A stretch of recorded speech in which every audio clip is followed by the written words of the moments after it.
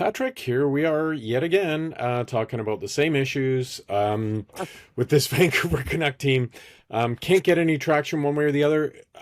I do find, and I know we talk about this every week, I do find that, it might be easy for this team to pack it in, but you see signs of fight, right? We Yeah, talked last week about how difficult the schedule was coming up for them. And you know what, they've hung in there, and they, right. Yeah. particularly at home, they did okay. Now they're facing a bit of a murderer's row. No. But let's start with something that you just wrote. You did a column on Quinn Hughes. Um, Basically, his demeanor after the last game. I mean, Yeah. it's been a thing for a while. People will look at these pictures of Quinn Hughes. He always looks miserable, right? Like he's a guy who's just like, he's got resting Quinn face. He just doesn't look happy. Yeah. But you picked up more on how short he was with his answers in front of the media. Take us inside, there's so much hockey media out there. We were just talking about this before we got started, but you're in the locker room, you see him, you talk to him, Yeah. you've been there for years, you can compare it to previous captains they've had in the past. Yeah. Where do you think his mindset is? I mean, I think he's dealing with a lot. And as I wrote, like I call it his apparent misery. I'm not sure he's miserable, but he's certainly frustrated. And there's a lot of reasons why. And I think, the vast majority of the people can probably imagine on their own. This is not where they thought they would be, a little more than a year ago. Um, and the sort of the state of the team is challenging. And this is a guy that wants to win. And he's been doing lots. He's been doing everything he can to try to win. As I've noted, like there's been signs that perhaps he's not all 100%, but um, he's showing up. But the post game stuff is unusual. And I was thinking about this. A couple of us were thinking about this. That as I said in my piece, like Bo Horvat, even in the worst days, showed up to tell a story. And whether that was because he was getting guidance to, or that was just his natural instinct, that was a smart call. And what we're starting to see here, I mean, Hughes used to be so much more engaging. Now, some of it is the burden of captain. I get it. You're sort of there, looked on to weigh in all the time, but there's just a lot that's coming to him, and there's far fewer, sort of stand up and reach out spokesmen in that room. I mean, last year we talked a lot about the loss of a guy like Zadorov or Ian Cole, and their sort of natural instincts towards being communicators, and how much that added to I mean, the theory or the premise being that like that added to sort of the taking oxygen away from JT Miller, if you will, and that there was sort of a temperance. They tamped down sort of Miller's instincts, I suppose, and helped balance the room internally. But certainly in terms of being able to communicate, like Hughes didn't have to do all the communication. He had other guys who were ready and willing and could articulate the point and the story in a way that is just not there this year. I mean, obviously, no more Miller, no more of those other two. There are guys that are, perfectly willing to talk, but then more and more, it's a case of I just don't want to get into it, and that's what's being presented, and this is the sort of communication PR 101 that every choice you make is a message, whether you like it or not, and in general, it's better to put your premise out there. The sort of advice always given to politicians: don't answer the question you were asked, answer the question you wish you were asked, right? And that in many ways was, say, what Horvat used to do. And I mean, as I noted in my column, there's a sort of a continuum of what these guys got to see. And Hughes was here with Horvat and saw how Bo approached it, and would have been aware of that. But he didn't get to quite see things the way, for instance, year over year, that Horvat got to see Henrik Sedin, the greatest Canuck captain ever. How Henrik handled media every single day and dealt with the fans and dealt with what messages he believed his team should be projecting. And Henrik, of course, learned from Marcus Naslund and Trevor Linden, and Naslund learned from Linden and let's be honest, Mark Messier. Linden learned from Stan Smeel. Like there's a continuum of guys who understood the sort of spokesman role that comes with that. And whether Hughes is making that choice or not, it exists. And that's a challenge for this team right now. I mean, they've gone through a lot this year. They're dealing with a substantial number of injuries. Now they're dealing with Thatcher Demko injury. And sure, that's not fair in a lot of this, but that's the reality they're in. And here they are. They're, listen, they skated hard against Colorado. They still lost. We talk about this crucial point of the season they're in. They're facing all these contenders. They're in the Southeast, the U.S. Southeast, playing today we're talking on a day before they face Carolina. Then they have Tampa. Then they have Florida. These are hard games that they're facing. And that's just where they're at. That's reality, and they will tell you. I mean, these are guys that in the end do not ever want to make excuses, right? You can give them an out and say, listen, isn't it tough on this schedule? I mean, I talked to Kevin Lankinen last week when the Demko stuff first bubbled up. I said, listen, we know this schedule is hard. It's hard for your recovery. I know you do not want to make an excuse. Can we just talk about the challenge of staying healthy and fit in this current context? And he was perfectly happy to. We had a great conversation about that, right? But the truth is that this is a tough part of the schedule, no matter whether they're healthy or not, and they've got to get through it. And Hughes is what we're getting from Hughes, quite simply, is not. It might be honest and truthful, and I suppose that's that's something you can commend him for. But the honest and truthful, if that is honest and truthful, that's a guy that doesn't look happy and looks very frustrated about his current situation. Well, let me play devil's advocate. Does it really matter how he is with the media? Not really. And no. But this is my broader point. Like, I do recall, captains over the years when the early 2000 West Coast Express teams kind of fell apart. Yeah.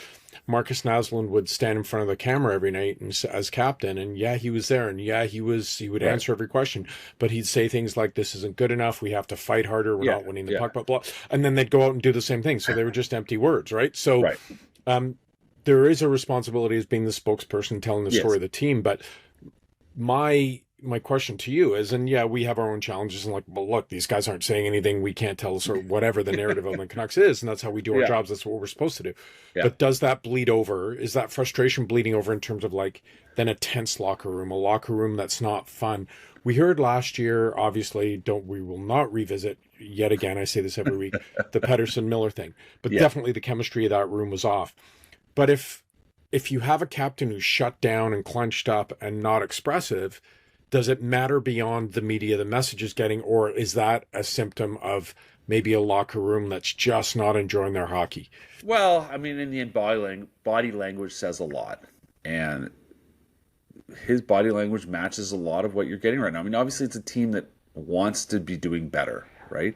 Wants to be leading the charge as opposed to chasing the race, and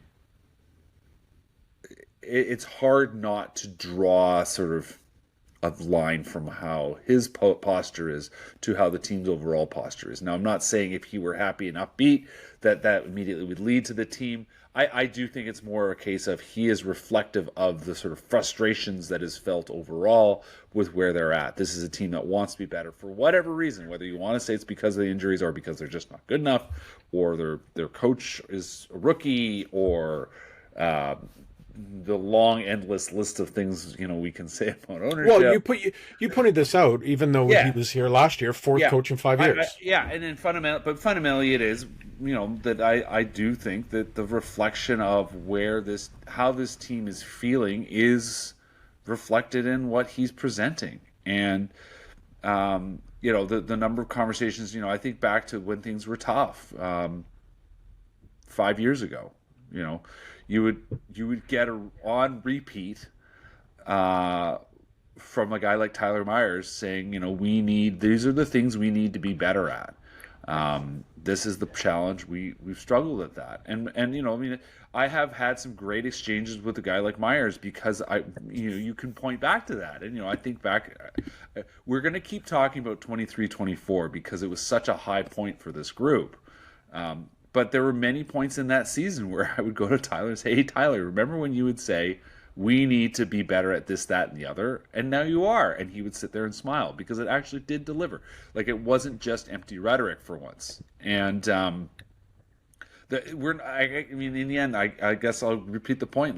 We're not even really getting that right now from Hughes. It's just yep, I mean, he gets asked a nice question about how, in the end, you don't have Thatcher Demko. Can you remind us how important he is? He goes, well, we've talked about that before. And like, in the end, even if you're frustrated by the question, like, Well, there look, is a message you need to sell here. And the point is that to me, it's reflective of a broader message, a lack of a message that's trying to be yeah, sold, what they're trying to achieve and where they're at. there's an immense amount. And I There's an was just immense saying, amount of like, Canucks. management has been saying, like, they say, listen, we're in transition period, right? Yeah.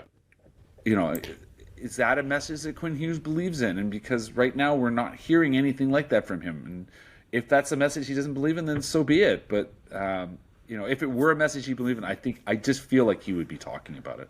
And like I said, he's not really bringing a story to the table right now, for better or worse. Yeah, there's an immense amount of Canucks media out there, and these clips do get shown, and Yeah. I do think that from a business point of view, at least, it dampens people's enthusiasm about the team. Certainly, if they don't have hope, Right. they're investing in tickets or they're investing their time to watch the game. It's not good when you're getting like, yeah, we've already talked about that. Yeah, no, I'm not gonna, or you just don't get stuff you can use. Let's go to the nuclear level here. Our Canucks live file every day, which is sort of a compendium aggregator of the Yes. stuff that you guys write, and Yeah. looks around the NHL and allows me to sort of facelessly be a bit of a smartass on there, in particular with the polls. Yes. So it's the elephant in the room, right? What's Quinn Hughes' future in Vancouver? And the four choices that I chose I left Edmonton sucks out this week, which is always the default, which I love to do when we only have three proper answers. But career Canuck number 43 is retired, has 0%. Trade for a huge haul has 43%. Walks as a free agent has 43%. Look at your Ouija board there and look at the number 43. And then just a blanket sigh has 14%. So there's not a single person who has answered this poll as of yet who believes that he'll retire as a Canuck. Oof. Where is this going? Wow. I mean, this is a silly internet poll. I'm not taking that seriously, but I'm just saying this is the issue that a lot of Canuck fans are fearing. Right. They see a guy frustrated. They see a guy, maybe as you said, does not believe in the message that management is putting Right. forward. They see a guy who maybe has had enough of this constant rebuild and a locker room that's not put together in a balanced manner. And where does that all end up? Is it the most money he can get? Is it playing with his brothers? Is it just a change? Is it winning a championship? Like, where do you think this is going? I mean, in the end, I think it's more than likely he's looking at what's the best opportunity for me here, right? Like, sure, money matters, like family matters, and winning matters. Like, all three of those things are going to be factors in what he wants to do next. And as it sits, like,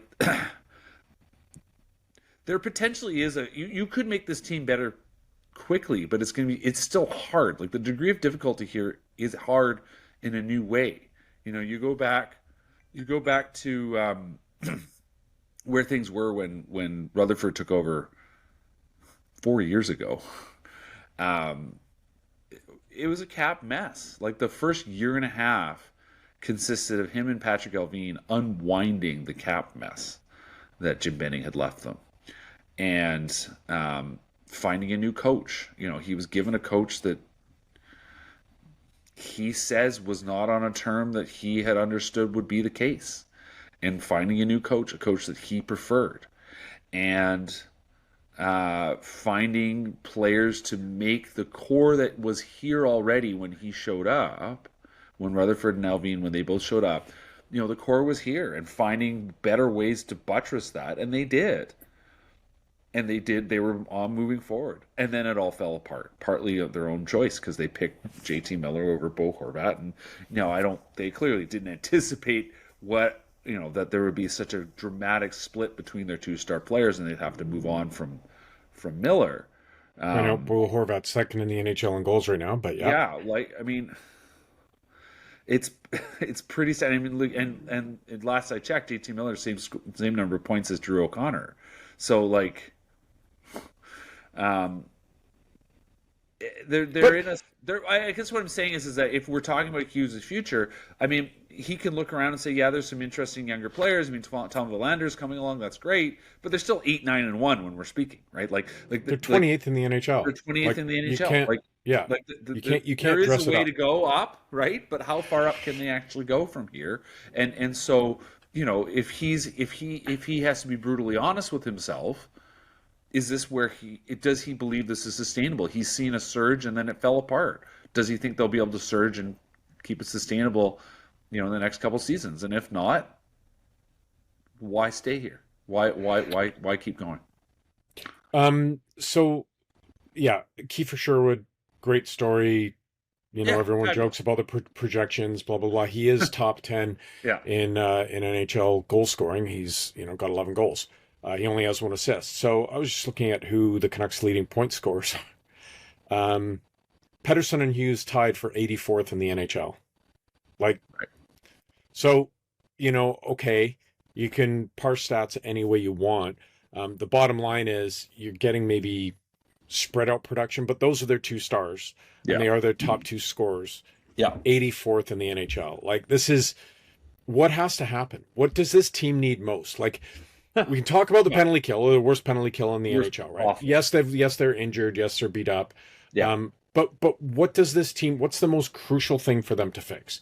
Oh, Defensively, offensively, spark. Do they need a trade? Like, the Reichel thing clearly isn't working, right? no. Like, you get a first rounder for peanuts. There's nothing, as you pointed out previously. Yeah.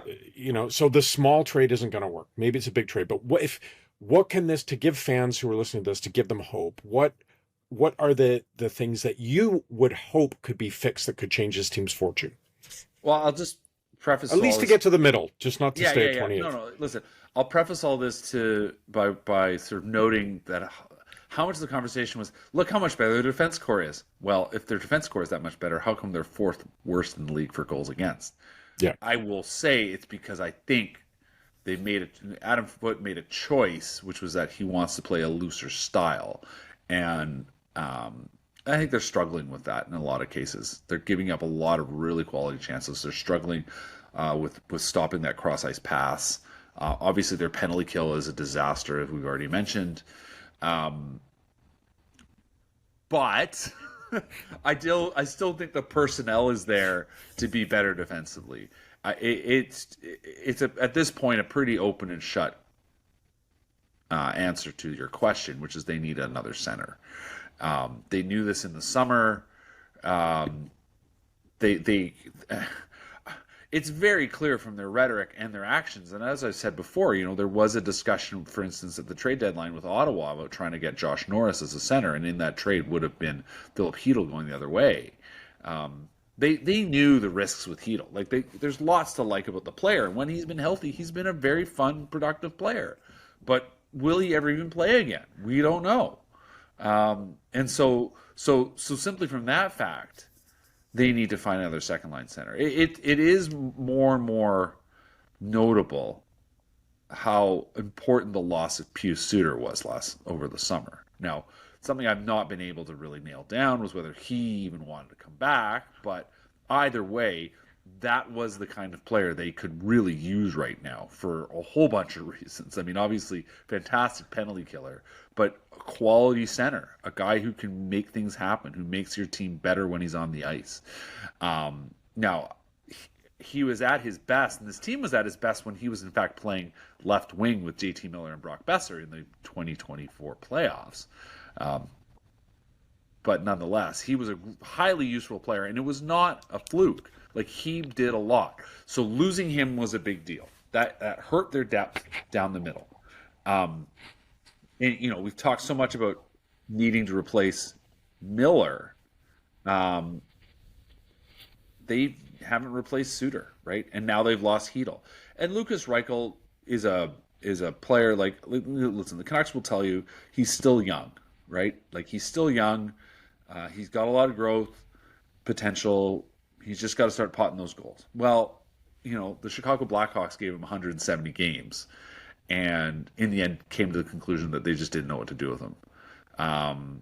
So uh, like it's a dart worth throwing. It was only a fourth round pick.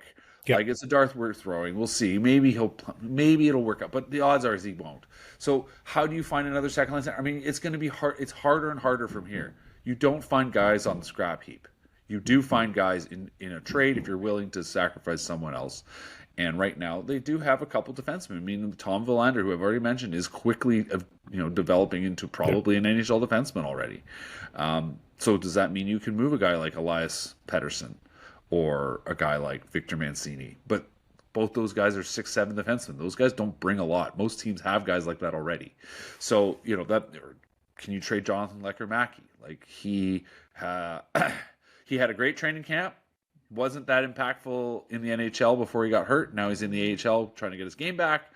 You need him to show that he can play in the NHL before another team's going to say, yeah, that's a guy that we'll pick up. And yes, we'll happily send you a second line center. But if you're going to do that, do you have to move a first? What's the price you're paying here to improve your team? Now, obviously, you're trying to win and you're always trying to make your team better. That has been fundamentally Jim Rutherford's philosophy in his 30 plus years in the NHL. Where this ends up, I don't know. But fundamentally, they need at least another forward, probably two. And even then, that only gets them back to being sort of a reasonable playoff team. It does not get them into being a contender.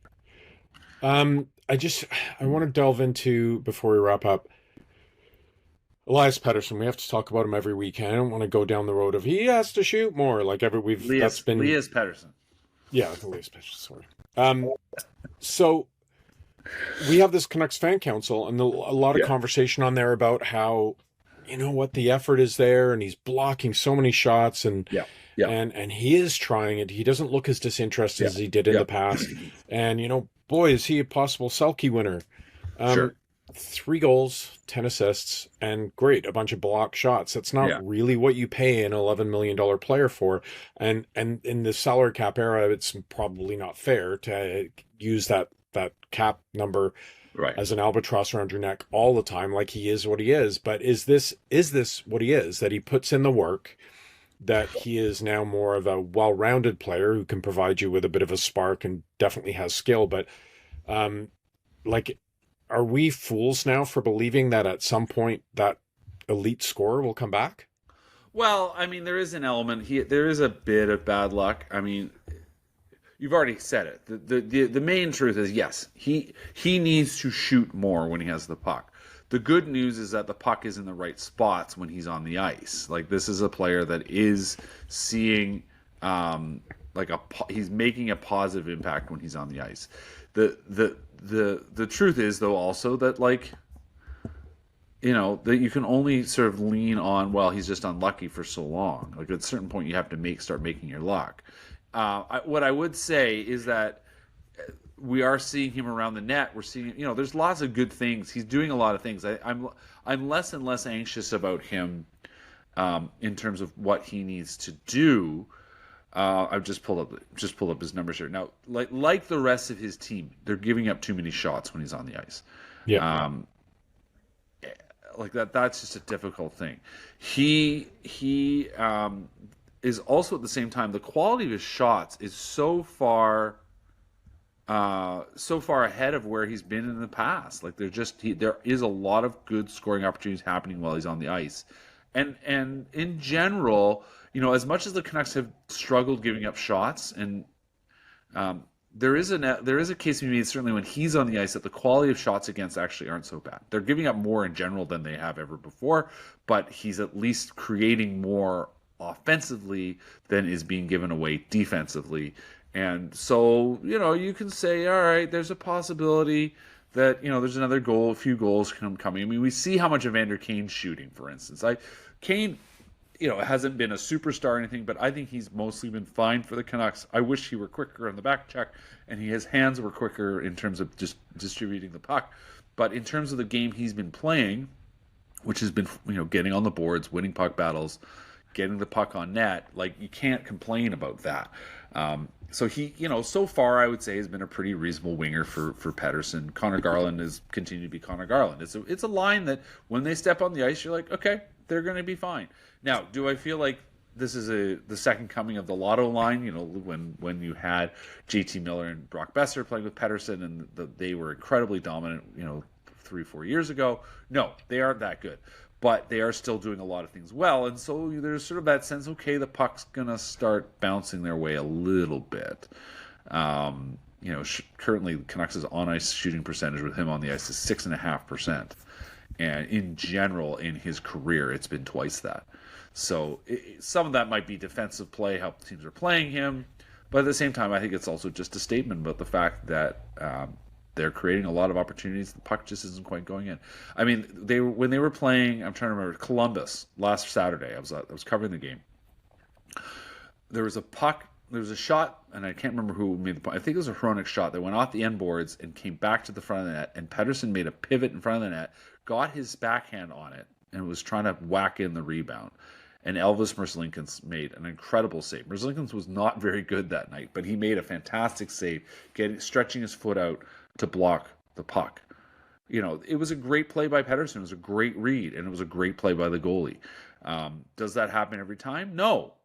Is Pettersson going to keep probably finding chances like that?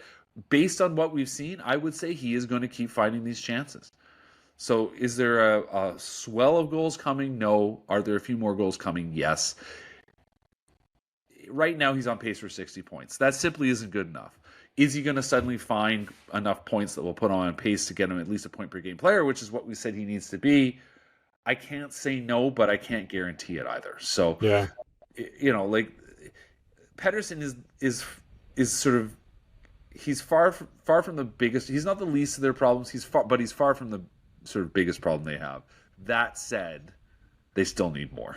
It's just and if the team's going to tie it all together, if the team's going to get to the point where Hughes is happy and they can see a future and they can see a path to being a contender, it has to involve him being better. Like that's, I agree with you. There are a multitude of other problems to solve that can inch them up. But if we're talking about them literally getting to the point where we thought they were going, it needs to come from him.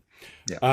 All right. So when you do look at the schedule, it's going to be another test for them, right? They've got Carolina, then they got Saturday off, and then they got an afternoon game Sunday against Tampa, and then the next day against the defending Stanley Cup champs in Florida, and then home, presumably coming from the East Coast, so full day travel, and then one day to catch your breath, and then you're playing Dallas at home a week on Thursday. So it's a tough week in terms of who they're playing, but they have shown some resilience against good teams in the last couple of weeks. So what do you think this next week holds for the Canucks? Oh, I mean, it's a tough one. I'm not going to... It's a tough one. And simply from the goalie perspective even, like week to week is the latest I've heard on Demko. I've already answered that, Patrick. We've talked about that. No, but I'm just saying. No, at a certain point, you're going to have to lean on Yuri Patera. Like Nikita Tolopilo is hurt. If he were healthy, he'd probably be here, and he certainly would get a start. The organization feels confident enough in him. Patera is such an unknown. Hasn't had a great start to the year. Originally was signed because I think Kevin Woodley was saying this on the radio the other day. Like, this was a guy that the plan originally had been that he was going to be kind of a sort of an Ian Clark development project. Spent a couple months just literally working to rebuild his game, and then Clark wasn't the boss anymore. And they shuffled things around, and they had a sort of last-minute hire in Ian Pogge, and there was a real turnover last year. And then Patera got hurt, and it didn't really matter.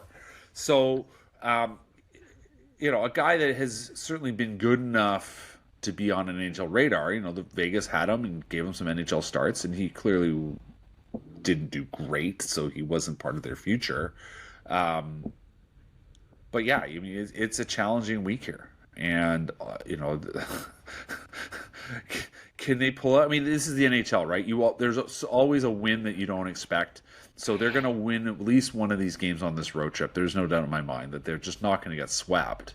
But they'll win once, and then they'll come home, and Dallas seems to have found their way. And it's hard to bet against them. So I mean, pessimistic old me says they're going to go 1-3 in the next week. I say 3-1, but that's but at the same time they've been plucky and they've been Patrick. It's pouring. It's pouring outside your house. It's sunny behind me. Yeah, the fake. If people haven't figured that out, fake sun there, Paul. No, anyway. I guess it's a fake glass fake glass half full. Yeah, there you go. That Yeah, that I'm I think one they'll in go through three or one. two and two. I guess it's I just Yeah, because they've been playing 500 hockey. Like it's hard to go against where they've been. The trend has been it they win one, they lose one. it is So funny. It is funny though that you say Dallas has found their way, because when you go into the season, you look at all these elite teams, right? Like Carolina, yeah, um, Winnipeg. Winnipeg were on a 3-game losing streak coming into this game yeah, against the Canucks. Carolina got off to a bit of a rocky start. They've pushed back up now. They're in the top yeah, five in the NHL. yeah, Tampa and Florida almost seem like two teams that are yeah. bored by the regular season, and come Well, playoff that's time. it. Yeah, like Yeah, I and don't. so Yeah, so that's I it. think those are the opportunities. You have Yeah, to take advantage of teams that are sort of like, okay, this one is not that important for us. But yeah, yeah. I just think at some point you're right. Like bounces are going to go their way. It's probably 2-2 would be The thing, the yeah, rosy thing. I don't think they'll go 3-1. the thing with the Panthers. I mean, just to quickly on them is that back to back Stanley Cups. Like they've played a ton of hockey in the last 2 years, so it is understandable that they're trying to manage the work. They only have 43 goals scored this year. Like that's not great. That's near the bottom of the NHL. 42 more goals than Quinn Hughes. That's true. But anyway, no, but that's the point. Is that like as good as we know the Panthers are, they're also in a spot right now where they're like, when's the playoffs? Yeah, exactly. So. Yeah. All right. So we shouldn't be such a downer again. No, like it's still, these are good Yeah, games to yeah, watch. yeah, yeah, The Lions made the Western Final. The Whitecaps are still in the playoffs. yeah, Vancouver Rise are in the championship game, and we have the yeah, Golden Eyes starting, which seems to excite a lot yeah, of people. PWHL Golden Eyes. So lots of good stuff going on. You can read Patrick's stuff at theprovince.com, vancouverstud.com, but sign up for the Canuck Report newsletter. You'll get it all, everything we do delivered to you every day. So thank you, Patrick. Thank you to everyone for listening and watching. We will be back to talk to you next week after Canucks go 3-1.